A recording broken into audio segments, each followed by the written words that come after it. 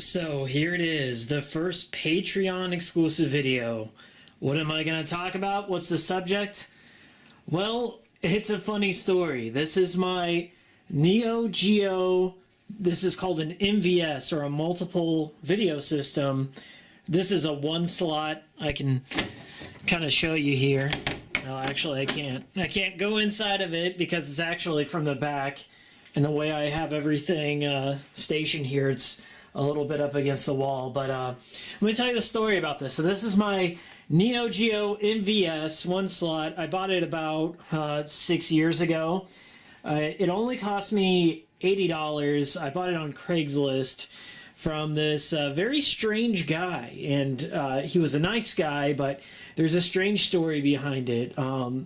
First and foremost, this is a conversion cab. So back in the day, our arcades or laundromats, in a way to save money, S&K would come by and say, "Hey, we'll take your old arcade cabinet. This one so happens to be a conversion of this little arcade game. I forget the name of what it's called, but it looks like Gargamel here. This guy on here, and the object of the game is like you're this little man with a bomb, and you have to stop this guy. He's a hacker of some kind, and he's trying to destroy computers out there, and he uses the bombs. It's somewhat like a Bomberman ripoff, but yeah, it's a conversion cabinet. So it wasn't always a puzzle bobble cabinet. It was another game. I think it's called not Breakout, but like Code Breaker or something along those lines. I'll look it up after the video and put it in the annotation. So yes, this was a pickup on Craigslist. It's really strange. Like it has, like, this is a typical, left-handed for directional, right-handed for buttons. But over here, when it was constructed, somebody put right hand for directional and left hand for buttons. So it does have a left-handed right player start. I don't know why. The guy didn't seem like he was left-handed or ambidextrous or anything like that. But yeah, I bought this on Craigslist for $80. I went over to this guy's house. He just wanted to get rid of it. I was like, why would you want to get rid of this? Why are you selling it for so cheap? And he's like, well, that's because it belonged to my ex-wife. I bought it during our marriage, and we used to play Puzzle Bobble all the time. He also had Samurai Showdown, but he was going to charge me an extra $60 for that. And I was like, I'm good for Puzzle Bobble right now. And I was like, so he's like, I want to get rid of it. I'll do anything I can to just get it out of my house. I'm thinking here this is like some sort of cursed arcade machine.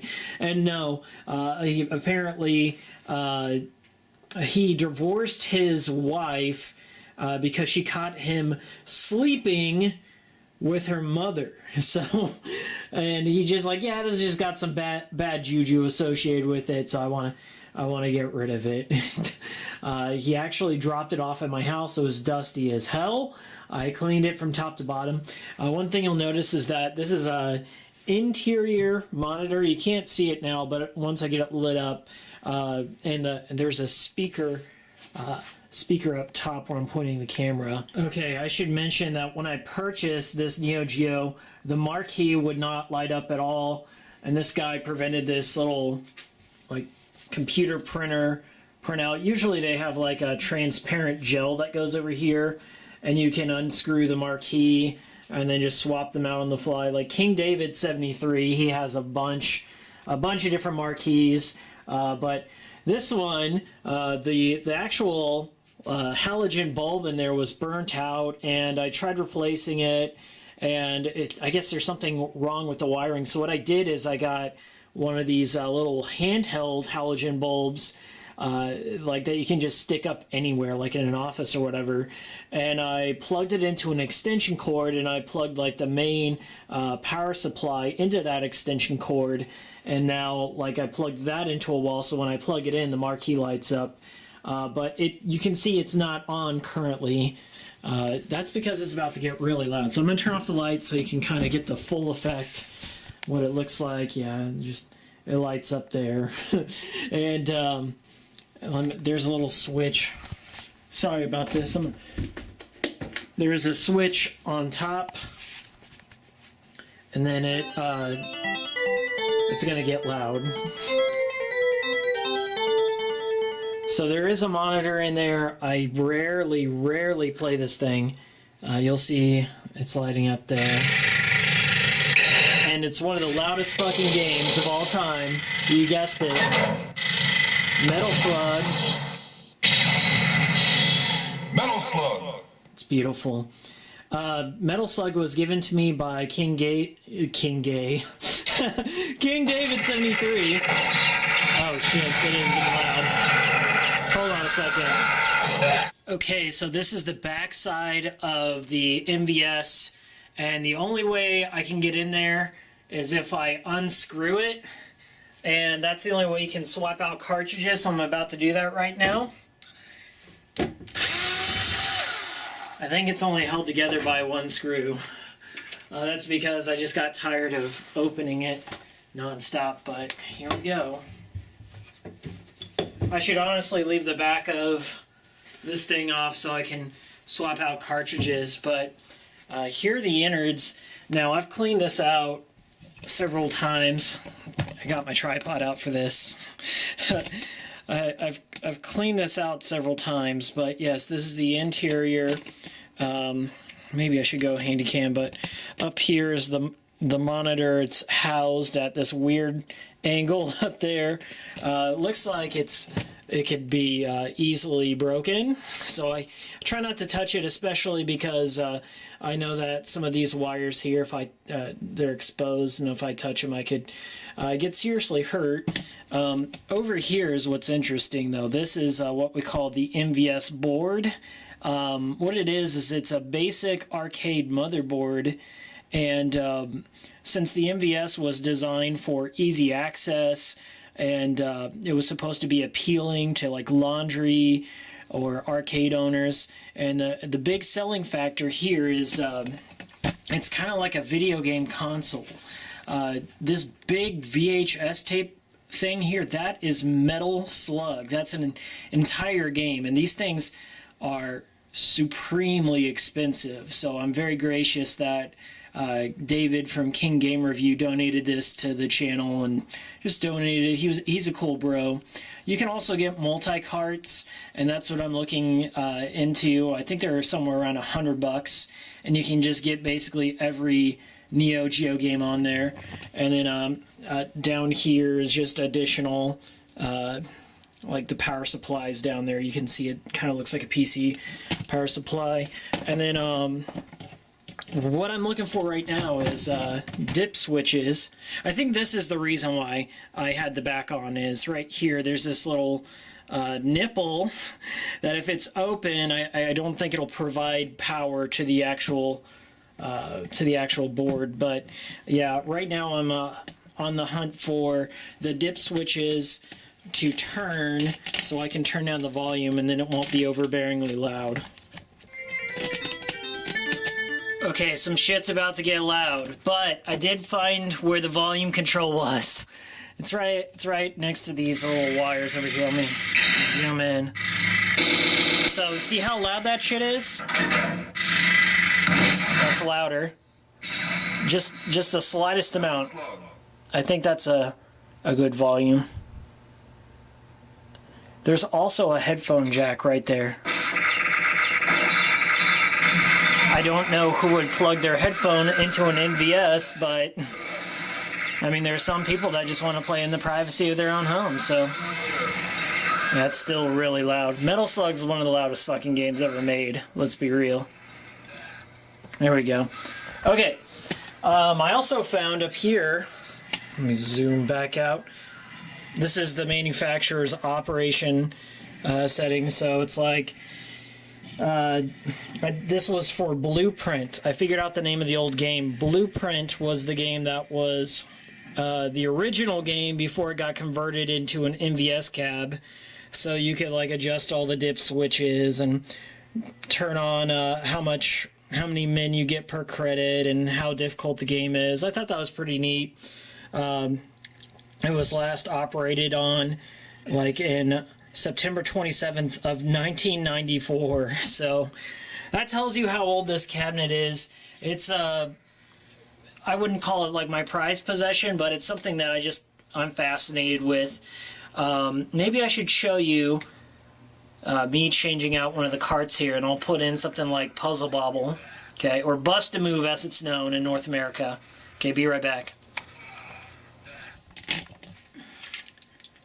Okay, here we go. Ugh. I'm running out of time on my battery on my camera. Alright, so you can see here I have Puzzle Bobble. Let me zoom all the way out. I have Puzzle Bobble. Depending on what your region settings are, it will either say Puzzle Bobble on the screen or Bust a Move. I'm set for NTSC at the moment, so whenever I start the game, it'll be known as Bust a Move. It's really easy to change out these cartridges, just like an NVS.